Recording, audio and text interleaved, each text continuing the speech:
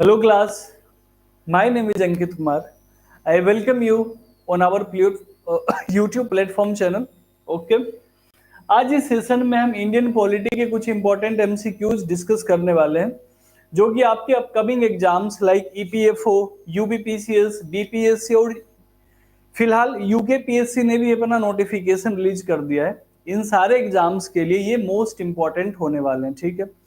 साथ ही साथ अगर आप सीबीएसई ग्रुप ए की प्रिपरेशन कर रहे हैं तो उसके लिए भी ये आपके लिए काफी हद तक हेल्पफुल होगा। ठीक है, तो शुरू करते हैं आज का सेशन।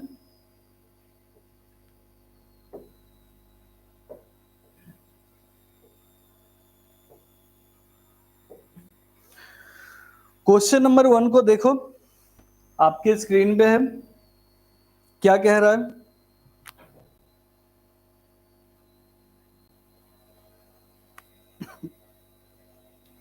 क्वेश्चन नंबर 1 आपसे कह रहा है, under which article of Indian constitution president of India enjoys power to withhold his assent to any bill. 4 article आपको दिए गए हैं और इस पे आपको पूछ रहा है कि किस आर्टिकल के अंदर जो है प्रेसिडेंट ऑफ इंडिया क्या करेंगे, ये होल्ड कर देंगे। किसको? बिल जो पास होने के बाद उनके पास भेजा जाता है ना सेंड के लिए, उसको होल्ड कर देंगे। ये देखो वीटो पावर के अंदर आता है। तो किस आर्टिकल के अंदर ये मेंशन्ड है, बताओ आप।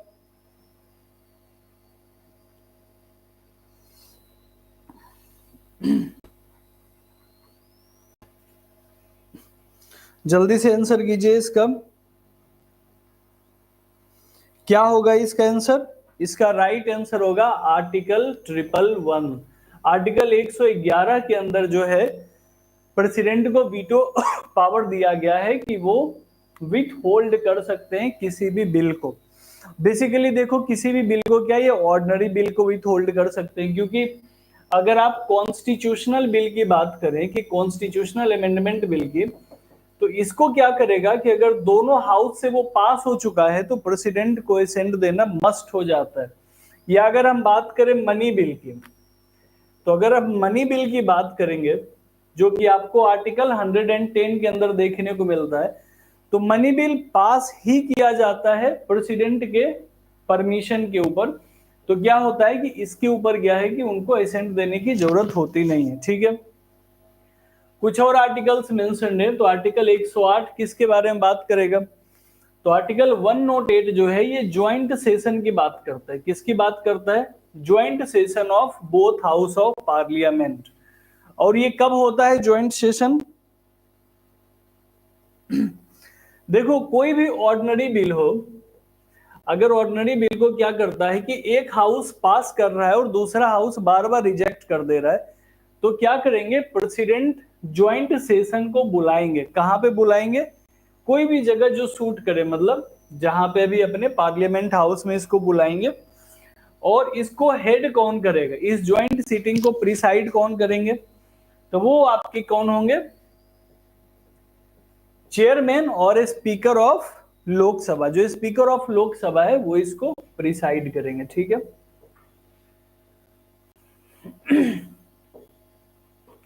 क्वेश्चन नंबर 2 को देखिए, पूछ रहा है under which article of the Indian constitution the adjudication of dispute relativity to water of inter state river valley is done. देखो, ये जो इंटर स्टेट वाटर डिस्प्यूट है, सबसे पहले तो आप ये बताओ कि इंटर स्टेट वाटर डिस्प्यूट जो है इसके ऊपर लॉ कौन बनाएगा? हाई कोर्ट बनाएगा या सुप्रीम कोर्ट बनाएगा? सबसे पहले तो आप ये बताओ मुझे कमेंट में कि इसके ऊपर कौन बनाएगा, हाई कोर्ट बनाएगा या सुप्रीम कोर्ट बनाएगा?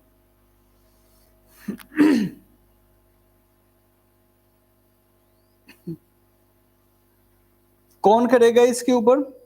तो देखो, इसके ऊपर बेसिकली जो है सुप्रीम कोर्ट देती है, क्योंकि हाई कोर्ट जो है वो एक स्टेट का अलग होगा, दूसरे स्टेट का अलग होगा, और यहाँ पे क्या पूछ रहा है आपसे, इंटर स्टेट। तो किस आर्टिकल के अंदर इस डिस्प्यूट के बारे में मेंशन्ड है, आपको ये बताना है। कौन सा होगा? वो होगा आर्टिकल 260। अभी रिसेंटली हमने देखा था ना, कावेरी वाटर डिस्प्यूट हमें देखने को मिला था। और कावेरी वाटर डिस्प्यूट के अंदर हम किन किन स्टेट्स को देखते हैं? तो एक तो आपका हो गया कर्नाटका, दूसरा आपका गया है तमिलनाडु। ये दो मेन स्टेट है जिसके बीच ये डिस्प्यूट है। हालांकि वाटर शेयरिंग को लेके केरला वगैरह के साथ भी डिस्प्यूट चलता रहता है, ठीक है।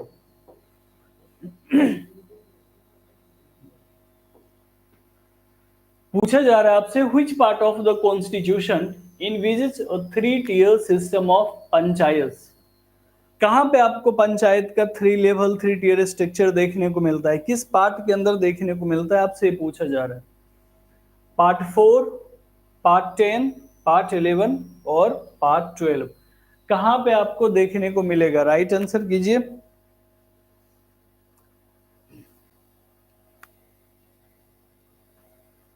क्या होगा आपका right answer? Right answer is part 4। अब मैंने यहाँ पे पार्ट 4 क्यों लगाया, तो देखो पार्ट 4 के अंदर अगर आप देखोगे तो आर्टिकल 40 क्या है, ये डीपीएसपी की बात करता है। इस डीपीएसपी के अंदर क्या है, ऑर्गेनाइजेशन ऑफ विलेज पंचायत से की बात की गई। याद आ गया आपको? इसीलिए राइट आंसर क्या हो जाएगा? पार्ट 4, ठीक है। क्वेश्चन नंबर 4 को देखते हैं।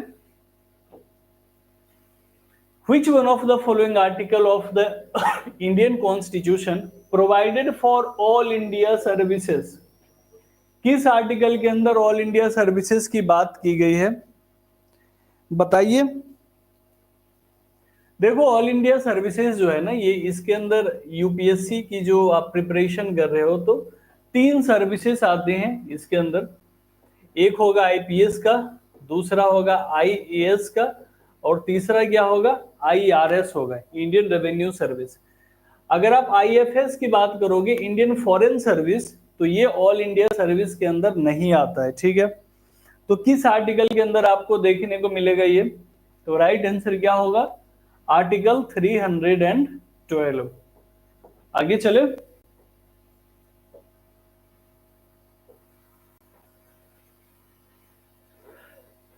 Which article of the Indian Constitution empowers the President to consult the Supreme Court? देखो ये एडवाइजरी जुरिस्डिक्शन की बात की जा रही है यहाँ पे। क्या पूछ रहा है कि कंसल्ट करेगा? कंसल्ट करने का सिंपल सा मतलब है कि वो एडवाइस मांग रहा है। तो किस आर्टिकल के अंदर आपको एडवाइजरी जुरिस्डिक्शन देखने को मिलता है सुप्रीम कोर्ट का? कहां देखने को मिलता है? बिल्कुल सही है, आपका राइट आंसर है आर्टिकल 143 के अंदर। क्वेश्चन नंबर 6 को देखते हैं। Which of the following articles of the Constitution vests the executive power of the Union in the President? किस आर्टिकल के अंदर आपको देखने को मिलता है? Good afternoon. चलिए इसका आंसर कीजिए जल्दी से। किस आर्टिकल के अंदर आपको ये देखने को मिलता है?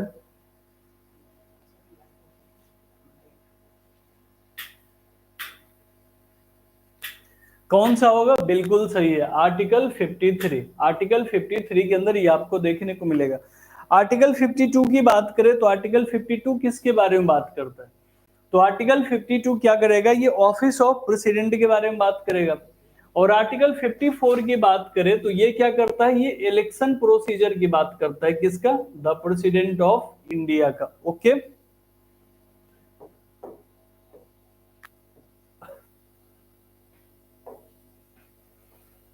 बहुत ही सिंपल सा सवाल है, आपसे पूछा जा रहा है कि इलेक्शन कमीशन किस आर्टिकल के अंदर आता है। ये तो आप बहुत आसानी से जवाब दे दोगे, लेकिन साथ ही आपको ये भी बताना है कि किस पार्ट के अंदर आता है इलेक्शन कमीशन। ये तो आपने बता दिया, आर्टिकल 324 के अंदर आता है। आपको ये बताना है किस पार्ट के अंदर आता है। गुड। अरे क्या बात है, एक नए कैंडिडेट देखे हैं, दीपेंद्र सिंह, बाहर बैठ के पगड़ी लगा के। चलिए बताइए किस पार्ट के अंदर ये देखने को मिलेंगे?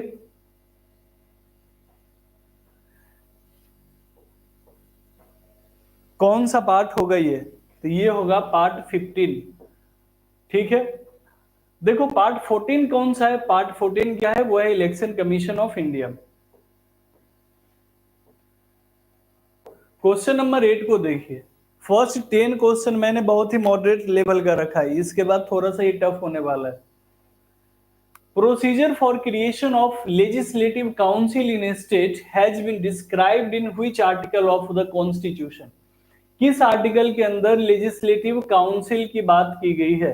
जो एमएलसी बनते हैं ना, मेंबर ऑफ लेजिस्लेटिव काउंसिल, की किस आर्टिकल के अंदर की गई है? आंसर कीजिए इसका।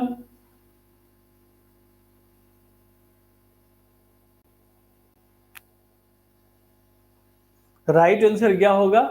आर्टिकल 169 के अंदर बात की गई है। अच्छा, एक चीज आप समझो कि जो भी लेजिस्लेटिव काउंसिल होता है, कोई अगर नया स्टेट चाहे, जिस स्टेट के पास काउंसिल नहीं है, अगर ये चाहे तो ये एक बार क्रिएट कर सकता है। और जहां पे ऑलरेडी एग्जिस्ट कर रहा है 6 स्टेट्स में, अगर इन्होंने 2/3 मेजोरिटी के साथ अगर काउंसिल को एक बार एबॉलिश कर दिया, तो वो फिर दोबारा कभी काउंसिल नहीं बना सकते स्टेट के अंदर। इसीलिए लेजिस्लेटिव काउंसिल्स को एबॉलिश कोई नहीं करना चाहता। अगर आपने एक बार कर दिया तो दोबारा आप नहीं इसको फिर से कर पाओगे।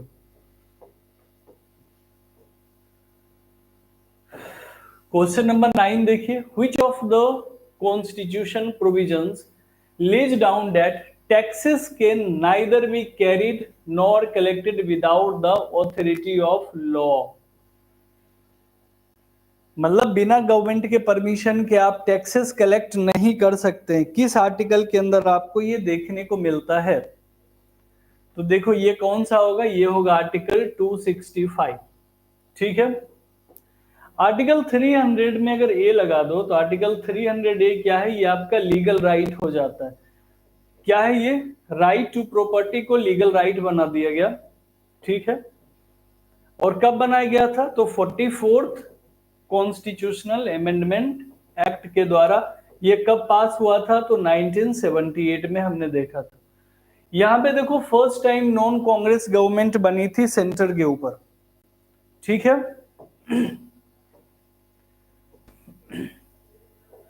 क्वेश्चन नंबर 10 को देखिए,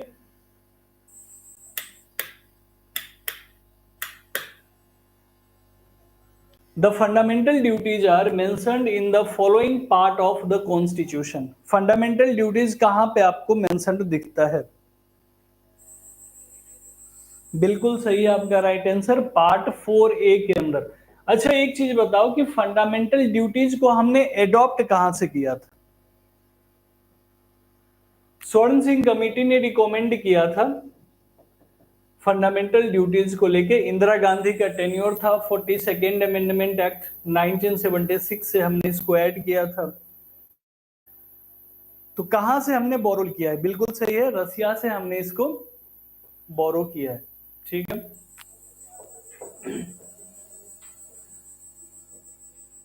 अब आप इस सवाल को देखो, The forms of oath or affirmation for which of the following officials are mentioned in the 3rd schedule of the Indian Constitution? पहले तो देखो आपको ये चीज समझ आ रहा है कि 3rd शेड्यूल के अंदर क्या है? ओथ और अफर्मेशन की बात की गई है। अब किन किन लोगों के ओथ एंड अफर्मेशन की बात की गई है? आपके पास ऑप्शन से आंसर कीजिए इसका।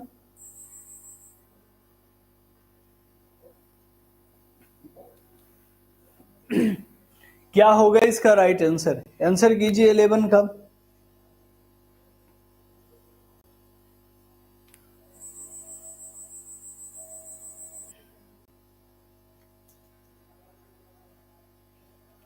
देखो अटॉर्नी जनरल जो है ना, इनको अपॉइंट किया जाता है। किसके द्वारा किया जाता है?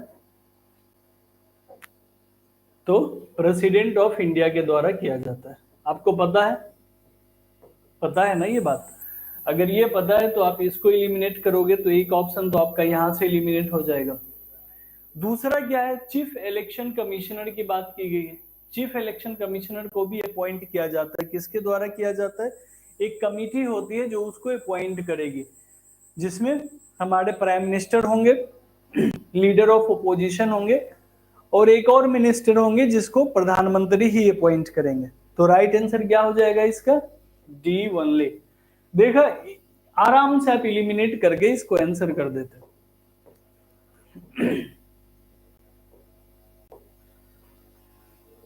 If a new state of Indian Union is to be created, which one of the following schedule of the constitution must be amended. देखो न्यू स्टेट के क्रिएशन की बात की गई है,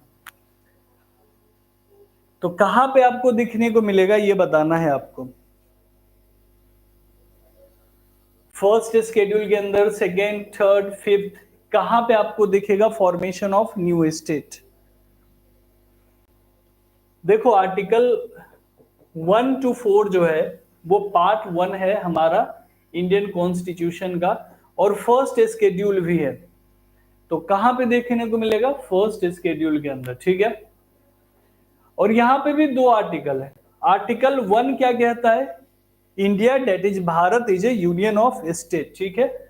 आर्टिकल 2 किसके बारे में बात करेगा, आर्टिकल 2 बात करेगा क्रिएशन ऑफ न्यू स्टेट। और वो न्यू स्टेट कौन से होंगे, सपोज करो कि हमने कहीं से एनेक्स किया हो, मतलब अभी अगर सपोज करो कि हमने पाकिस्तान के कुछ रीजन को अपने इंडिया में मिला लिया, तो वो आर्टिकल 2 के अंदर आ जाएगा, ठीक है। और आर्टिकल 3 के अंदर बात करें तो ये एग्जिस्टिंग स्टेट्स का नाम, उसका टेरिटोरियल बाउंड्री, या इसको बाइफरकेट करके दो स्टेट बनाने की अगर बात हो तो आपको कहां दिखेगा, आर्टिकल 3 के अंदर दिखेगा, ठीक है। क्वेश्चन नंबर 13 को देखिए।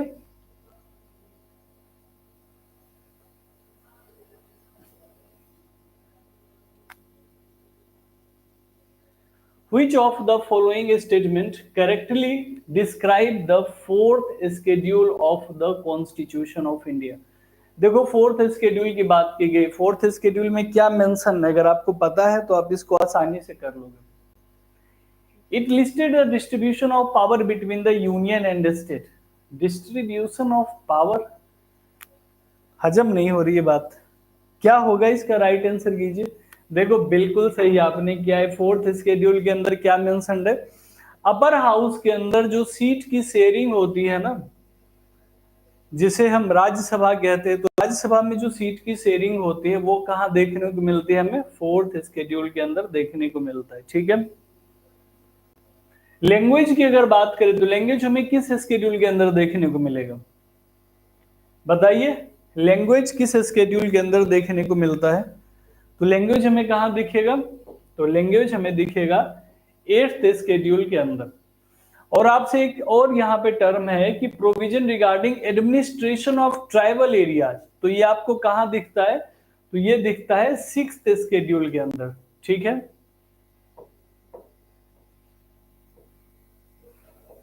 इस सवाल को देखिए। The 9th schedule of the Indian constitution was added by, देखो 9th शेड्यूल जो है इसको लैंड रिफॉर्म एक्ट के नाम से भी जानते हैं।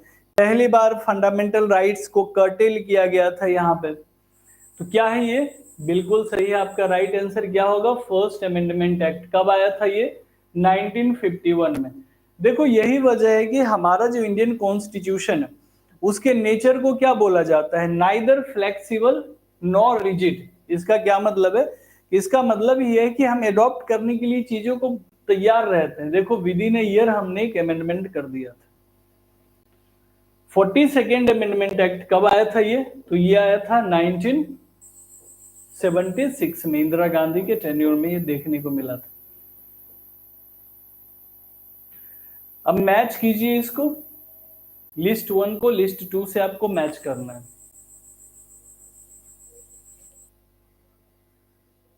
देखो अपॉइंटमेंट ऑफ प्राइम मिनिस्टर, ये किससे मैच करेगा, तो बिल्कुल आर्टिकल 75 के अंदर अपॉइंटमेंट की बात की गई है, बिल्कुल सही है।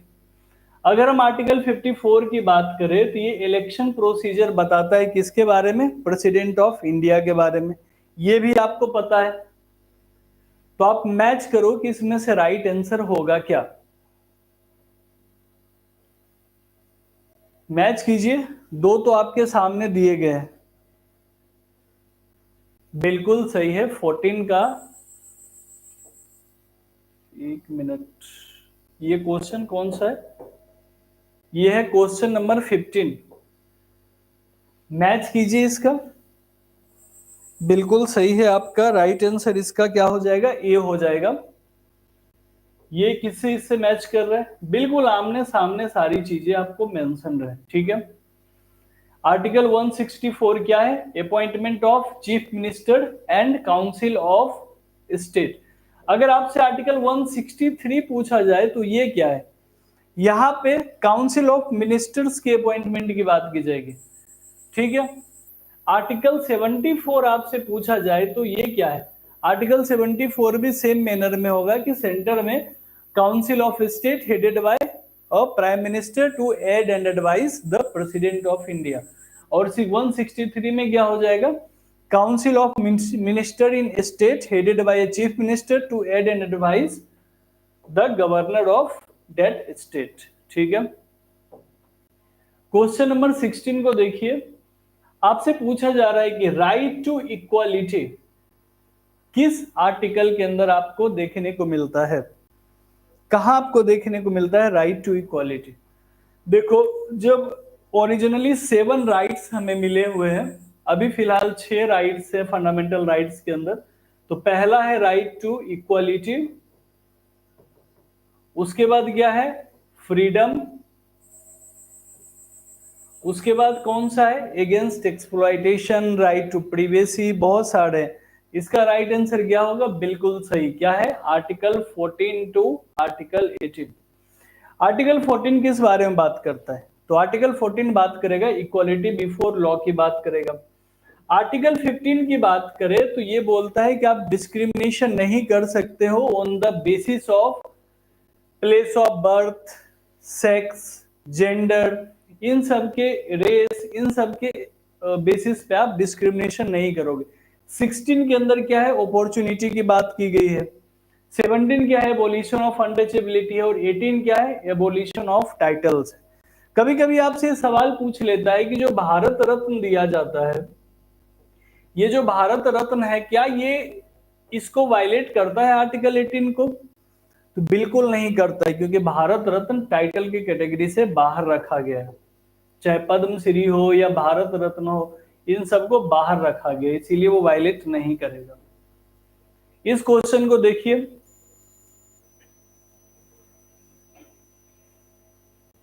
कौन सा स्टेटमेंट इसमें से सही है ये आपको बताना है। देखो, 9th शेड्यूल, ये तो बिल्कुल सही लग रहा है मुझे। फर्स्ट अमेंडमेंट एक्ट 1951 से इसको ऐड किया गया था। इसमें देखो, लैंड रिफॉर्म, लैंड टैक्स, इसके बारे में बात भी की गई है, तो ये क्या है? बिल्कुल सही है। 10th शेड्यूल की अगर हम बात करें तो 10th शेड्यूल जो है वो 52nd अमेंडमेंट एक्ट, लेकिन ये 1985 था, यहाँ पे 84 लिखा हुआ है, तो ये गलत हो जाएगा। आपको ये भी देखना 84 है 85 है, ठीक है। तो ये क्या हो गया? ये गलत हो जाएगा। यहाँ पे 84 लिखा हुआ है ऑप्शन में, लेकिन ये हुआ था 1985 में, तो ये आपका गलत हो गया। अगर आप 2 को इलिमिनेट कर दे तो देखो, ये भी खत्म, ये भी खत्म, ये भी खत्म। आपको ऑप्शन के हिसाब से चलना है। 11th और 12th की अगर हम बात करें, 11th शेड्यूल कब आया था? 73rd अमेंडमेंट एक्ट, और डेट क्या था? 1992 था, लेकिन आपको यहां दिया क्या है? 1990 दिया हुआ था, ये भी गलत हो गया। तो आपका राइट आंसर क्या होगा? D1 ओनली, ठीक है।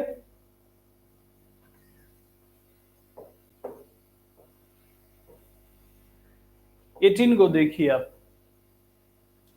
आपसे पूछ रहा है इनकरेक्ट, नोट करेक्ट मैच पूछ रहा है, तो आपको बताना है इनमें से कौन सा जो है इनकरेक्ट है।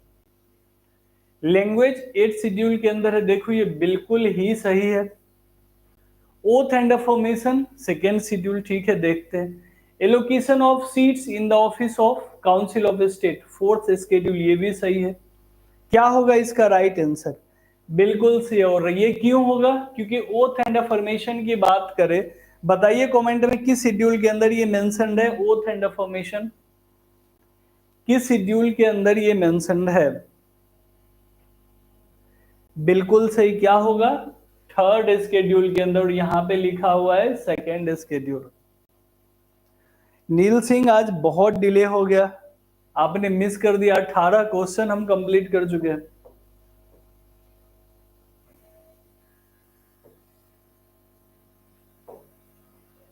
देखो, 1:15 के आसपास हमारी क्लास हर दिन लाइव हो जाएगी, तो आप 1:15 के आसपास खुद ही आ जाया करो टाइम से, क्योंकि कभी कभी शेयर नहीं कर पाते हैं, टाइम की थोड़ी सी कमी हो जाती है। क्वेश्चन नंबर 19 को देखिए।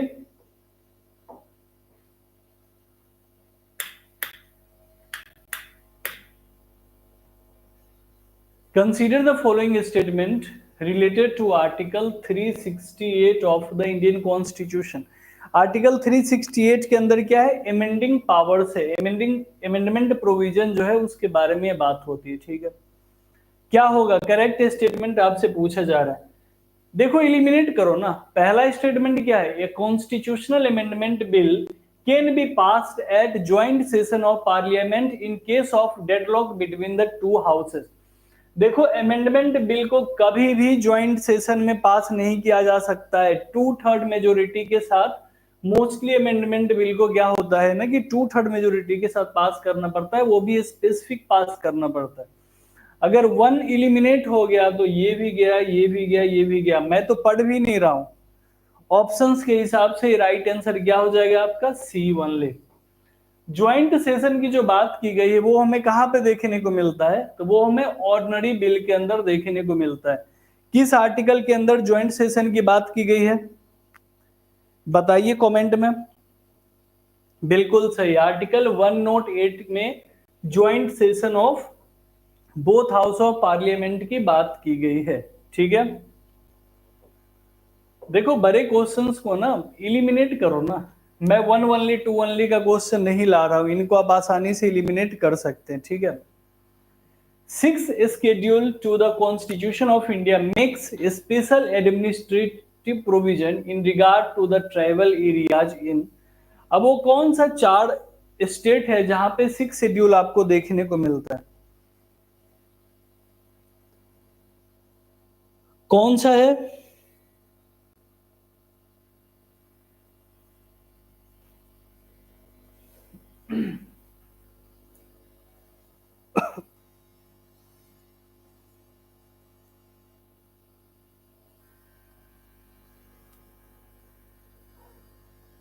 आंसर कीजिए क्वेश्चन नंबर 20 का जल्दी से।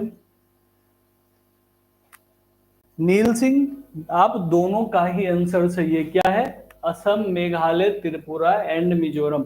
अभी आप देख रहे हो लेह लद्दाख में बहुत ज्यादा प्रोटेस्ट चल रहा है कि उनको 6 शेड्यूल में शामिल होना है। अब उनका प्रोटेस्ट यहाँ पे बिल्कुल जायज है। जायज क्यों है आप समझो, 90% जो पॉपुलेशन है लेह लद्दाख की, वो इथनिक पॉपुलेशन है, ट्राइबल पॉपुलेशन है।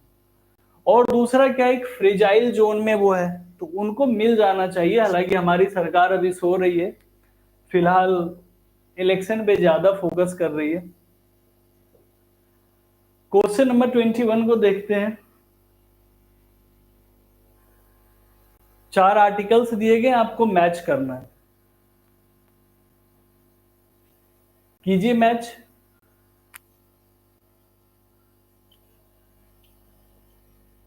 देखिए आर्टिकल 15 जो कि राइट टू इक्वालिटी का पार्ट है, इसके अंदर हमने अभी लास्ट क्वेश्चन में ही डिस्कस किया था कि ये किससे रिलेट करेगा।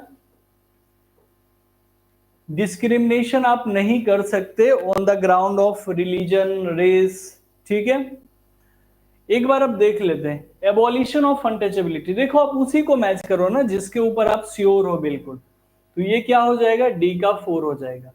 अब आपको किसी ऑप्शन में दिख रहा है 1 का 2 और डी का 4, किसी एक ऑप्शन में दिख रहा है, क्या है, बिल्कुल सही है। राइट आंसर क्या हो जाएगा, बी ओनली। आप देखो ज्यादा चारों चीजें नहीं पता है, फिर भी आप क्या है कि कुछ चीजें पता हो ना तो भी आप इलिमिनेट कर पाओगे। ठीक है, बाकी भी देख लेते हैं थोड़ा सा इसको। अगर एम्प्लॉयमेंट में प्रोहिबिशन की बात करें तो ये कहां पे देखने को मिलता है, तो ये देखने को मिलेगा हमें आर्टिकल 24 में। इसमें बोला गया है ना कि 14 ईयर्स से जो कम के बच्चे हैं उनसे आप रिग्रेस वर्कआउट नहीं करवा सकते। ठीक है, लीजिए इसको मैच कीजिए। डीपीएसपी को मैच करना सबसे टफ होता है, और वो मैं इसलिए बोलता हूं क्योंकि डीपीएसपी के आर्टिकल्स को बहुत कम बच्चे याद करते हैं। फिर भी आप कर सकते हो, जैसे ये देखो आर्टिकल 44 को आप कहां से कनेक्ट कर दोगे, यूनिफॉर्म सिविल कोड से। अभी अभी न्यूज में आया था ना, उत्तराखंड ने यूनिफॉर्म सिविल कोड का बिल पास कर दिया गया, तो सी का 2 देखो कहाँ है, दो ऑप्शंस में आपको दिखता है, तो बाकी दो क्या हो गए, इलिमिनेट हो गए। अब कुछ और देख लेते हैं। आर्टिकल 50 के बारे में हमें पता है कि क्या कहता है, ये सेपरेशन ऑफ पावर की बात करता है। तो डी का 3 देखो, डी का 3 कहां पे, सिर्फ एक जगह आपको दिख रहा है, नहीं वो भी दोनों जगह है। मैच कीजिए इसको, क्या होगा इसका राइट आंसर।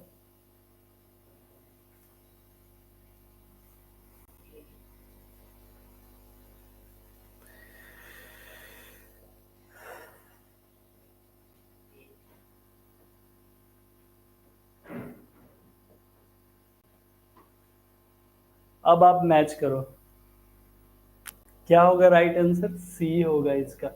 आर्टिकल 43 के अंदर आपको मिलता है लिविंग वेज फॉर वर्कर्स। इसी के अंदर आप देखते हो कि मेटरनिटी बेनिफिट जो दिया जाता है ना, वो आर्टिकल 43 के अंदर ही देखने को मिलता है। मैं इसीलिए मैं पीछे हट गया कि आप थोड़ा सा समझो इसको। देखो आर्टिकल 39 बहुत ही ब्रॉड है, इसमें equal pay for equal work, basically equality को प्रमोट करता है। तो इसी के अंदर क्या जाता है, फ्री लीगल एड भी आ जाता है। अब इसको आप मैच करो, ये भी बहुत आसान है। आर्टिकल 1 आर्टिकल 50 है, तो 50 कहां से होगा, तो 50 क्या होगा, separation between judiciary and executive. तो ए का 2 आपको कहां दिख रहा है, दो ऑप्शंस में दिख रहा है, ठीक है। अगर आर्टिकल 61 की बात करें तो सी का क्या हो जाएगा, 1 हो जाएगा, इम्पीचमेंट ऑफ प्रेसिडेंट। तो सी का 1 देखो कहां दिख रहा है आपको, एक ही ऑप्शन में यहां दिख रहा है, तो राइट आंसर क्या हो जाएगा आपका, ए हो जाएगा, ठीक है। बाकियों को मैच करने की भी जरूरत नहीं होती, एक दो पॉइंट अगर आपको पता हो तो आप आसानी से मैच कर लोगे। आर्टिकल 143 आपको पता है क्या, एडवाइजरी जुरिस्डिक्शन है वो, ठीक है।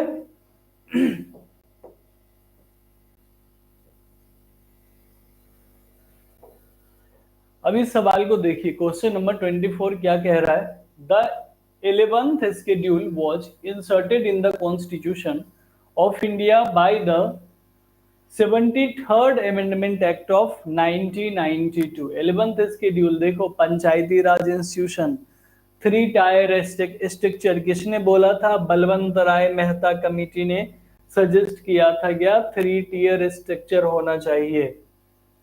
सही है, गलत है, क्या है देख लो। दूसरा क्या है, the 11th schedule of the constitution of India correspond to article 243W of the constitution of India. क्या होगा इसका आंसर कीजिए।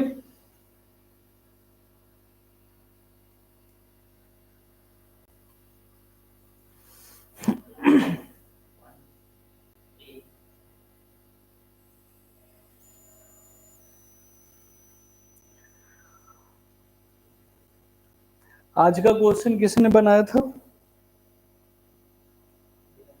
क्वेश्चन ऊपर नीचे क्यों कर दिया।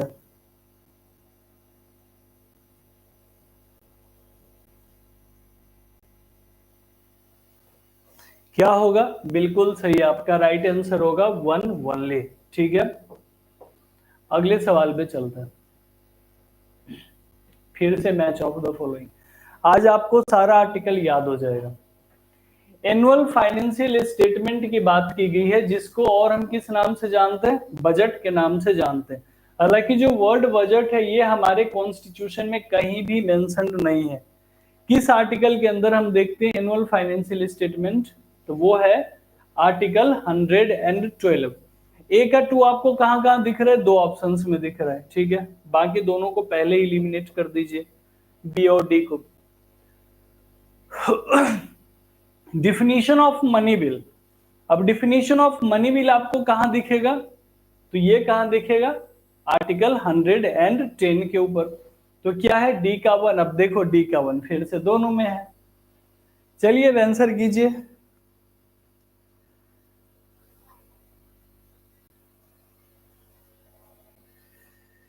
क्या होगा इसका राइट आंसर,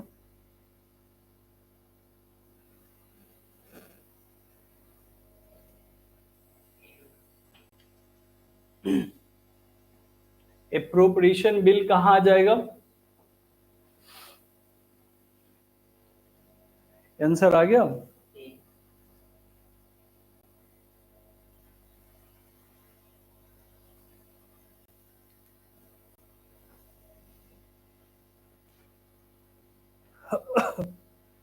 वैसे यहाँ पे थोड़ा सा, चलिए ठीक है, मुझे थोड़ा सा डाउट हो रहा था इस ऑप्शन से, इसीलिए मैंने इसको स्किप कर दिया। अगले क्वेश्चन को देख लेते हैं। The idea of organisation of village panchayat was a duty of state is mentioned in which part of the Indian constitution. किस पार्ट या किस चैप्टर में आपको ऑर्गेनाइजेशन ऑफ विलेज पंचायत देखने को मिलता है? अभी इधर घुमा देना, बाद में कर लेना वो सब।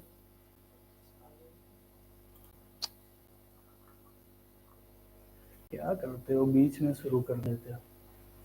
किस पार्ट के अंदर आपको देखने को मिलेगा?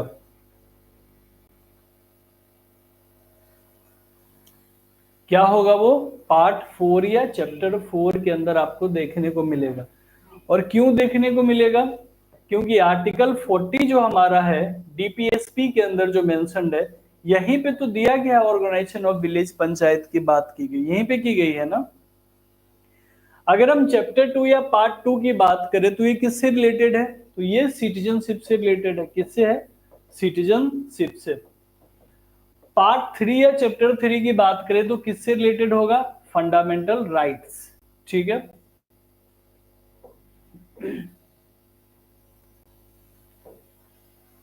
नेक्स्ट क्वेश्चन को देखिए।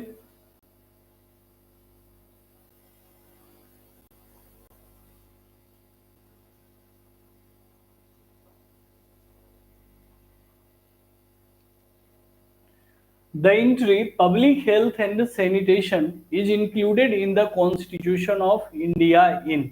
पब्लिक हेल्थ कहां पे आपको देखने को मिलता है? Union list, state list, concurrent list and none of the above. देखो 7th शेड्यूल के अंदर आप देखते हो कि आपको 3 लिस्ट दिखते हैं। कौन कौन सा? यूनियन, स्टेट और कंकरेंट लिस्ट। यूनियन लिस्ट के पास पावर होता है किसको? सेंट्रल गवर्नमेंट को पावर होता है कोई यूनियन लिस्ट के ऊपर अपना एक्ट बना सकते हैं। कंकरेंट लिस्ट में क्या करेंगे? दोनों ही बना सकते हैं, यूनियन और स्टेट दोनों ही बना सकते हैं। तो क्या राइट आंसर होगा? पब्लिक हेल्थ एंड सैनिटेशन की बात की गई है, तो पब्लिक हेल्थ किसके अंदर आएगा? देखो अगर आपको पब्लिक हेल्थ पे डाउट भी हो रहा होगा ना, तो देखो सैनिटेशन वर्ड जो है ये कहां पे देखने को मिलेगा? लोकल बॉडी के ऊपर देखने को मिलेगा। तो लोकल बॉडीज कहाँ आएंगे? स्टेट के अंदर आएंगे। तो राइट आंसर क्या हो जाएगा आपका? स्टेट लिस्ट हो जाएगा। ठीक है।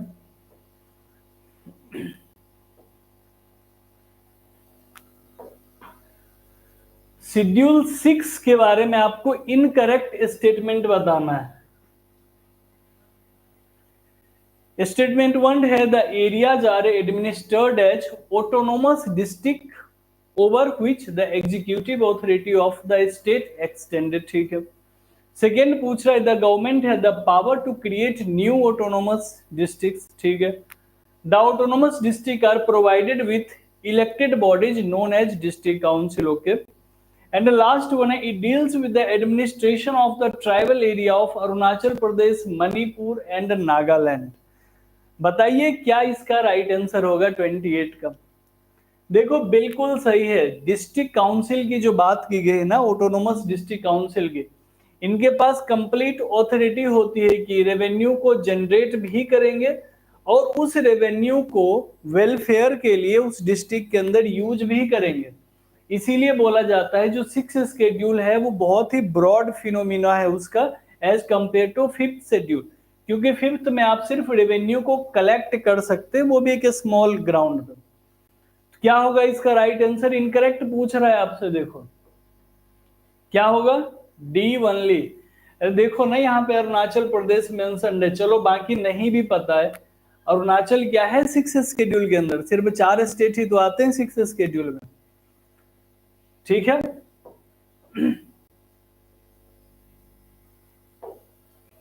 ऑफिशियल लैंग्वेज की बात की गई है। पूछ रहा है आपसे कि कौन सा लैंग्वेज है जो कि 8th शेड्यूल के अंदर हमें देखने को नहीं मिलता, इनमें से कौन सा होगा इसका राइट आंसर?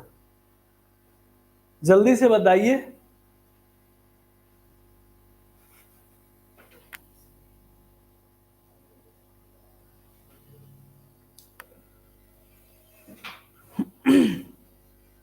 कौन सा है बताइए जल्दी से। देखो इंग्लिश जो है वो हमारे 8th स्केड्यूल के अंदर मेंशन नहीं है, बाकी ये तीनों के तीनों आपको 8th स्केड्यूल के अंदर मेंशन दिखेंगे, ठीक है। अगर हम बात करें 8th स्केड्यूल को लेके, तो 8th स्केड्यूल को लेके टोटल 3 अमेंडमेंट हो चुके हैं हमारे कॉन्स्टिट्यूशन में। पहला हुआ था 21st कॉन्स्टिट्यूशनल अमेंडमेंट एक्ट। इसके थ्रू हमने क्या किया था, सिंधी को ऐड किया था एज ए ऑफिशियल लैंग्वेज। इससे पहले ओरिजिनली जो था ओनली 14 रिकॉग्नाइज्ड लैंग्वेज हुआ करते थे। उसके बाद हमने क्या किया, सिंधी को ऐड किया। उसके बाद 71st में देखा जाए तो कोंकणी, नेपाली, इन सब को ऐड किया गया था, 3 लैंग्वेज को और ऐड किया गया था। And finally 92nd amendment act में 4 लैंग्वेज को और ऐड किया जाता है, जिसमें मैथिली, संथाली ये सब होती है। और फाइनली टोटल 22 लैंग्वेजेस हमारे हो जाते हैं, ठीक है।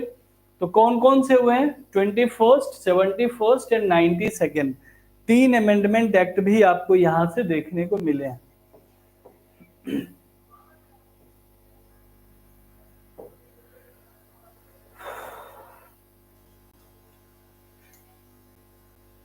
Which one of the following articles or schedules in the Constitution of India deals with the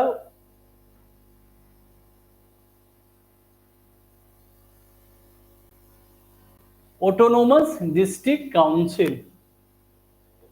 ठीक है, इसको आप भूल जाओ, ये इसने गलत कर दिया है, ये आपके क्वेश्चन का पार्ट नहीं है। ऑटोनोमस डिस्ट्रिक्ट काउंसिल के बारे में कहां पे बात की गई है, आंसर कीजिए इसका। राइट आंसर क्या होगा, 6 स्केड्यूल के अंदर हमने देखा था, अभी लास्ट क्वेश्चन में ही हमने देखा था, 6 स्केड्यूल के अंदर जो है ऑटोनोमस डिस्ट्रिक्ट काउंसिल्स की बात की गई थी। तो ये थे आज के आपके सेशंस। आई होप आपको ये सेशन पसंद आया होगा। अगर पसंद आया है तो हमारे चैनल्स को लाइक, शेयर एंड सब्सक्राइब कर दे। और मिलते हैं कल आपके साथ इसी टाइम पे। 1:15 से मेरी क्लास होगी, 1:15 से 2:15 के बीच में हर दिन, ठीक है। तो कल आपसे हम इसी टाइम पे मिलते हैं, तब तक के लिए थैंक यू सो मच।